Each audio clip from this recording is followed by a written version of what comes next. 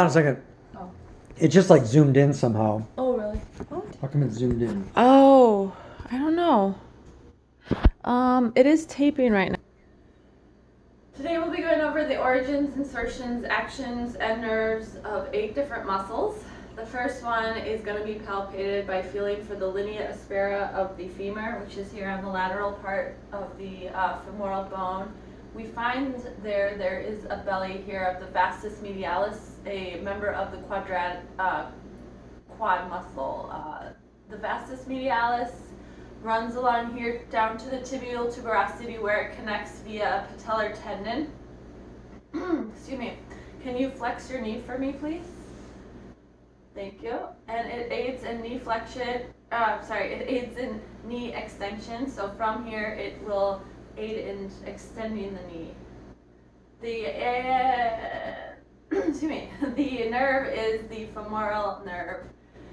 The next one is the vastus lateralis, which also aids in knee extension, and the origin is the linea aspera of the femur as well, and that actually inserts into the tibial tuberosity as well via the patellar tendon. It is also a innervation of the femoral nerve. The next one we're going to do is the popliteus. That is one, if I can flex this 25 degrees, that would be great. That is one that originates here at the lateral condyle of the femur. So you can feel that right here. There's the lateral condyle. That's one of the, there's a medial and a lateral. That's one of the condyles at the end of the femur, distal to the top of the femur. That is where the popliteus originates, and it inserts in the posterior medial epicondyle of the tibia, which is further down along the line of the ligaments of the knee. The action is the basically it initiates knee flexion, not ilio. It initiates knee flexion. So like when you flex your knee, it helps to perform that action. It is not a main performer, but it is something that initiates. It is innervated by the femoral nerve. The next one we do is going to be the gastrocnemius, and for this, we would look for the medial and lateral condyles of the femur. The insertion is the posterior calcaneus, so it runs along the back of the leg here. And if you can laterally rotate your ankle, that'd be great. Right here is the belly of the gastrocnemius, ending right here. Underneath runs the soleus. That goes all the way to the calcaneus, and it involves knee flexion and ankle plantar flexion. So when you flex your knee and plantar flex, that's the performance that gastrocnemius is doing.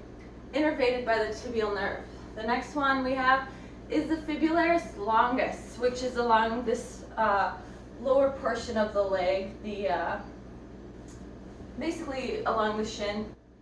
It originates at the lateral proximal fibula, and it will kind of be originated from the interosseous membrane, which is between the fibula and the tibia, and runs all the way down to the plantar surface of the first cuneiform, which is here at the halicus or big toe. And it runs to that, and that is also known as the first metatarsal. It aids in ankle eversion, and it assists in plantar flexion. So when you evert and plantar flex your foot, I'll go ahead and do that for you. That is an action done by the nerve of the superficial fibular nerve. Another common superficial fibular nerve innervation is the fibularis brevis, which runs along from the lateral distal fibula as well, here at the lateral portion of the fibula, and then inserts down at the tuberosity at the base of the fifth metatarsal, here at the fifth metatarsal, right before it turns into the phalange. The phalanges. So it's kind of the base of where these phalanges begin, this fifth one here, near the cuboid. So that nerve is a superficial fibular nerve as well, and it aids in ankle eversion, and it assists in plantar flexion too. The other two are the tibialis posterior, aiding in eversion, aiding in ankle inversion and assisting in plantar flexion. The posterior tibialis is originating from the interosseous membrane and the distal tibia fibula. So like right at this portion here between the fibula and the tibia. It originates and then runs down along and inserts at the navicular.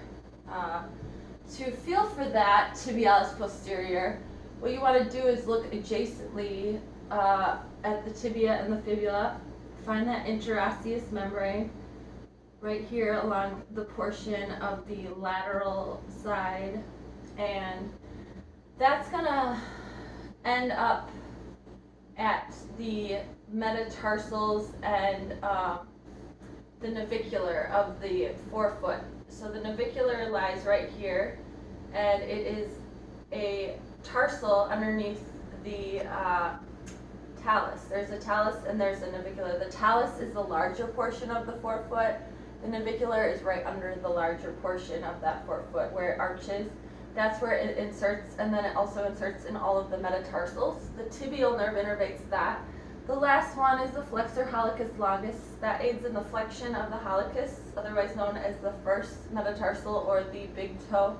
The origin is the posterior fibula and the interosseous membrane. So it's kind of posterior to that fibula. You can't really palpate it well because a lot of these are very deep within that lower leg portion. But we do know that it inserts at the distal phalanx of the great toe and aids in the flexion of that great toe, assisting also in the inversion of the ankle and the plantar flexion of the ankle. The tibial nerve is what innervates that hallucis longus, and the flexor hallucis longus is what makes that great toe flex. That is all. Thank you.